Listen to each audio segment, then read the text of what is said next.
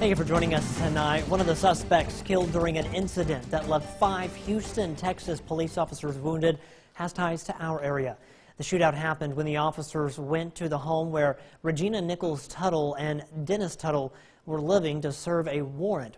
We learned today that Nichols Tuttle once lived in Macon and graduated from Central Academy. Our Quentin Smith speaks with someone who grew up with Nichols. He now joins us live in the studio with more. Yes, Scott, Regina graduated from Central Academy just over 40 years ago in 1978. That's also the last time many of her classmates and childhood friends saw her. Now, for many, when they saw and heard about what happened in Texas, a sense of heartbreak and disbelief began to set in. We went to school together. All the way through school, we graduated from Central Academy here in Macon. A sweet, loving, and outgoing person. That's how Mark Battle remembers his classmate, Regina Tuttle. Her dad was a dentist here for a long time, and I can remember him filling some of my teeth back in 1965, so that's how long ago it's been. It's been a long time. It's been over 40 years to be exact since Battle last saw Tuttle. He says he was shocked to hear about the circumstances surrounding her death. It all unfolded late Monday evening when more than a dozen officers arrived at Tuttle's Houston, Texas home to serve a narcotics warrant. Tuttle, along with her husband, Dennis Tuttle, were both inside the home when officers arrived. Upon making entry, they immediately came under fire. According to police, the husband fired multiple shots at officers, and Regina tried to disarm an officer. In all, 4 undercover officers were shot, and 1 suffered a knee injury. However, both Dennis and Regina Tuttle were killed. When I heard the news this morning, it just floored me. I didn't know anything. It's like a totally different person because it's not what she was when she was growing up. To me, I couldn't believe it. Now, all 5 officers who were shot were taken to the hospital. 2 officers are in critical condition, 2 others were discharged, and another was in good condition. Now, the good news is all of the officers are expected to make a full recovery. Scott?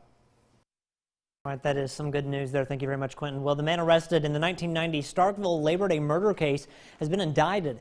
An Oktibbeha County grand jury indicted Michael Devon on 1 count of capital murder and 1 count of sexual battery in the death of Betty Jones and the assault of Catherine Krigler. Devon is accused of entering Krigler's home on Labor Day evening in 1990. Her friend Betty Jones was visiting at the time. Now, police believe Jones answered the door. That's when Devon allegedly entered the home, killed Jones, then went into the bedroom where he sexually assaulted Krigler and left her for dead. Krigler was able to call 911. Starkville investigators used new resources like Ancestry.com and DNA science at Parabon Labs in Virginia and at the Scales DNA Lab in Jackson to find Devon. His arraignment is scheduled for tomorrow in Oktibbeha County Circuit Court. Supporters call administrative forfeiture a tool in the fight against drug crimes, but opponents say that it's theft by the cops. Courtney Ann Jackson has the breakdown of a debate that's brewing at the state capitol. Cops seizing property. It's allowed as part of something called asset forfeiture. One type is administrative forfeiture. It's for property valued at less than $20,000. Law enforcement says it's a needed tool. Don't monkey with the facts, and the facts are this. Every one of these is linked to a violation of the Controlled Substance Act. There's a myth out there that a crime does not have to occur. That is a myth. It's nothing new. It's been on the books in Mississippi since 1988, but the law expired last July. Now lawmakers are trying to get it back on the books. Without it, agencies have to go through full judicial proceedings, even if the property owner doesn't contest it. Still, Representative Mark Baker says agencies have to provide a notice and give 30 days for the owner to contest. Required to get a 72-hour seizure warrant after you take something. After you seize something, you're required to get a seizure warrant from an impartial magistrate, an elected county or circuit court judge. But there's pushback. The Mississippi Center for Public Policy says it knows the asset forfeitures will happen, but they'd rather see the administrative type stay off the books. And having enough due process that a property owner, there could be a mistake. Somebody could think that some property is probably connected to drug crime, have probable cause to seize it. But in fact, it's not connected to drug crime, and this is just making sure that someone has an opportunity, a meaningful opportunity, to ensure that a court looks at that and decides that it is in fact connected to drug crime. What we're doing is we're targeting people that are selling drugs on the street, plain and simple. There has to be a connection to a violation of the Controlled Substances Law. It's not just kind of a willy-nilly thing. Courtney Ann Jackson, WCBI News. Time now to toss things over to Chief Meteorologist Keith Gibson with a first look at our forecast. Hey, Keith. Got more sunshine for our Wednesday. Let's talk about this for tomorrow. Highs around 40. Some of you stay in the 30s. Some of you actually get into the mid-40s south of Columbus, but a pretty decent day for us considering, with a mix of sun and clouds. Same story today. The clouds coming on in. That's the view earlier today with our time lapse at Durham's Pharmacy in Vernon, Alabama. Temperatures, as expected, are cooling down right now under clear conditions in the mid-20s to upper 20s out there. The wind has relaxed, so the wind chill not really a factor. The cold air is a factor. Low 20s, maybe even a few upper teens tonight with that light wind. We're watching a front up to the north, but the moisture is not coming here. It will move through on a dry note, but we do have a nice warming trend later this week. You'll like to see that in just a few minutes.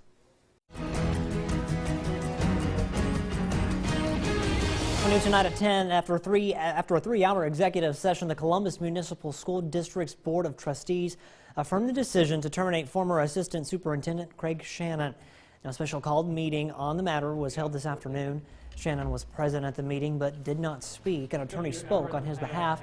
Last October, Shannon got his resignation letter. During an appeal hearing, Dr. Sherry Labat claimed she didn't trust Shannon and talked to him about his job performance several different times. The board voted 5-0 that Dr. Labat's decision to fire Shannon was appropriate. Freezing temperatures, the possibility of slick roads, and even snow. Many area businesses experienced delays in their normal schedules this morning. Our Cash Matlock dropped in at a medical clinic to see how they were handling the workload. Cash. Well, as it turns out, delays caused by winter weather not only have an effect on patients in need of care, they also affect hospitals and clinics' bottom lines. We do have our policies in place.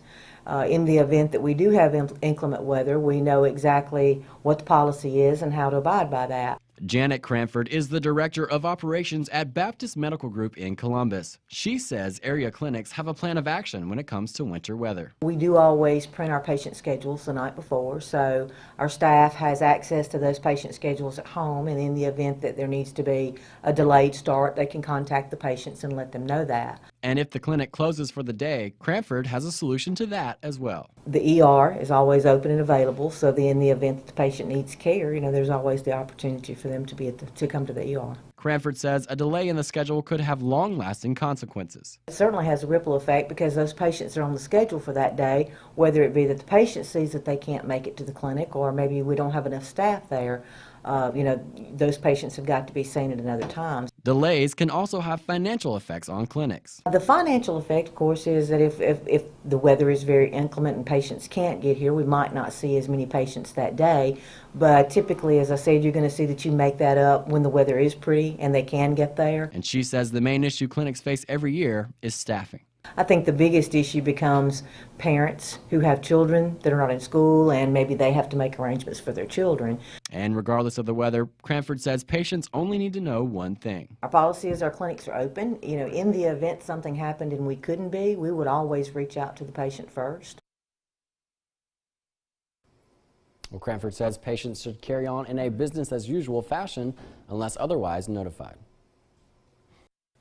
Big range in temperature around our region tomorrow. Low 30s closer to the state line. South of Columbus, we're looking at some mid to upper 40s closer to the coast, down to around 50. Warmer weather's coming back here later this week. More on that after the break. Stay tuned. Your WCBI First Alert AccuWeather forecast with Chief Meteorologist Keith Gibson.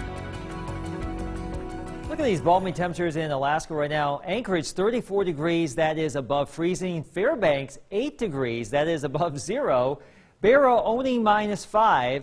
Now when it's usually warm in Alaska this time of year, it's typically cold somewhere in the lower 48, and it is cold. These are current temperatures in Minneapolis, -24, 27 below zero in Fargo, North Dakota, -31 actual air temperature in Grand Forks. They're used to the cold there, but this is just extreme. The wind chill, -50, Minneapolis, Duluth, Fargo, Grand Forks. It is crazy cold up here, and it will continue to be very cold tomorrow. Look at these highs. With sun, mind you. Well below zero, 10 to 21 degrees below zero, if not a little bit colder with sun. So that is Arctic air. It is entrenched up there. It is not coming here. That's good news for us, right? Yes, we don't want to see that down here in the deep south. We've seen the sun today. We also had some wispy cirrus clouds come back on in. Here's your planner for Wednesday. A cold start to the day as we talked to you about in first weather. Back up into the 30s and 40s during the day. A little bit colder, closer to the Tennessee state line. We will get brushed by with some of that chilly air up here, but it looks like we'll stay in the low to mid 40s south of 82. So that's the way our breakdown is for tomorrow. Notice Nashville, though, 25 degrees, 28 in Knoxville. So that Arctic air is trying to get down here. It will stop. 40s and 50s to our south, and then that cold air is going to retreat, and then we will start to see warmer air come on back to our region. So our coldest day in the near term will be tomorrow, back into the low 50s, probably Thursday, 52 Friday, 56, and then some 60s for the weekend. Next week, a shot at some 70s. So something to look forward to if you are just disgusted by the blustery conditions we've had today. A lot of you like the little change of pace here with the cold weather this time of year, but we will be moderating things, and our rain chance is going back up as well a little bit for the weekend. Better opportunities for that as we get into early next week. Now, we mentioned a front back to the northwest. There's a little bit of snow with that, but that will be moving to our east. So no issues tonight. We will have partly cloudy skies for our day tomorrow. Notice how we don't really expect a lot of active weather around here. Same story for our Thursday. Winds start to become southerly, and that will usher in that warmer weather as high pressure moves off to the east. And this trend will continue for Friday, Saturday, Sunday, Monday, and probably even into Tuesday too, as this big pattern shift takes over and we start to moderate. And our folks and our friends up north will start to moderate as well. For us, there's your 7-day forecast. You can see where we're headed. 60s for the weekend, maybe 73 by Tuesday. A better chance for some showers and storms as we get into next week, Scott. It's a space where nature usually takes its course, but even some wild areas were affected by the government shutdown. We take a look at how they're getting back on track when we come back. You're watching WCBI News at 10 with Scott Martin. Welcome back. Now that the government has reopened and employees are back at work, many are trying to get back on their feet. This includes the people who keep the Sam D. Hamilton Noxubee National Wildlife Refuge running. Staff went back to work yesterday, and our Blair Schaefer checked in with them to see what their plans are. It's so hard. It was such a roller coaster. You know, you have your good days and you have your bad days. Project manager Steve Reagan was one employee who continued to work at the Sam D. Hamilton Noxubee National Wildlife Refuge in spite of the government shutdown. Although he wasn't getting paid, his motivation to keep the refuge stable kept him going. You want to come to work and get good work done. You know, we really believe in what we do. You know, the national wildlife refuges are about managing for wildlife, and when a government shuts down, it's like we watch it happen, and you just kind of hope that nothing bad happens. But the refuge wasn't the only thing on Reagan's mind. Everything that you can imagine happens at home. You know, your bills, electric bills, water bills, propane, and all that stuff. You know, we're desperately trying to catch up and pay those bills. Park Ranger Andrea Dunstan was dealing with the same dilemma, but luckily had a little help from her husband. You have to deal with how you're going to pay bills, how are you going to pay your mortgage, your electric, your sewer, your water, your everything out of your spouse's income, or for some who don't have that, out of your savings, which we used a lot of savings. Dunstan says even though she was out of work, she was constantly stressed and thinking about everything that needed to be done at the refuge. Some of our kiosk work, trail work, putting in speed bumps, things that just need to be done, that all got put on hold with this. It wasn't a vacation. It wasn't staying at home and just relaxing. But during that time, volunteers stepped up, taking care of some of the chores. Dunstan is grateful for the support. One of my jobs every Saturday morning, I'm out there picking up trash. So I'm very appreciative of somebody else helping out. It is wonderful that they came out and took it upon themselves to pick up the trash. Now, missing a paycheck is a big deal to Reagan and his staff, but he says luckily it sounds like most of them will get paid by Thursday. Well, the ranked Bulldogs needing to find a road win in Tuscaloosa. Find out if they dominate the Crimson Tide coming up next in sports.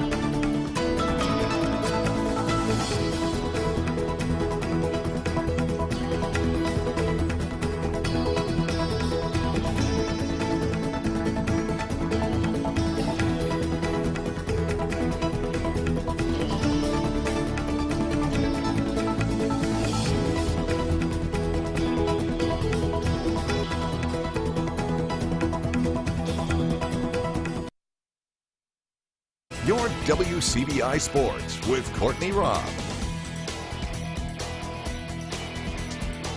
Well, number 22, Mississippi State and Alabama, both 3-3 in the SEC, and both looking for yet another win. We'll get to the game, the 200th meeting between the Bulldogs and the Crimson Tide. This one happening in Tuscaloosa. The Bulldogs get off to a good start with a steal by Abdul Adu. Nick Weatherspoon able to get out in transition, and he's going to be able to also knock down a shot just inside the arc, and the game would get tied up from here at 4. Now after a Weatherspoon steal, Eric Holman caps it off with the floater to take the lead for the Bulldogs 6-4. And then a little bit later, Tevin Mack able to respond back, gets his shot to go, and the Tide now in the lead by just 1 possession. But Lamar Peters would work to try and tie it back up again, driving inside, and then gets the step-back jumper, tickles the nylon, and it would be all tied up at 10. Hope you all like dunks, because here's the dunk show, the two-hand jam by Dante Hall. And then you'll see some dunk action from Hall yet again with no regard for human life. And then Herbert Jones, he's going to want to get in on some of that action, gets a dunk as well. And then so does the Bulldog freshman Robert Woodard. He's going to be able to get a dunk in to give Bulldogs 2 more points. Dunk City happening in Tuscaloosa tonight. And wait, there's more. Just one more time from Dante Hall. The wham, the bam, and the thank you, ma'am. They do not stop coming, and he grabs the foul while he's at it. Less than 6 minutes to go. Holman knocking down the first Bulldog 3. Mississippi State shooting 11% in the first half. State would be able to climb its way back, but they could not hang on. Alabama goes on to get the win 83-79. Another ranked team falls at the hands of Alabama. The Crimson Tide with 17 points off of turnovers and 54 points in the paint.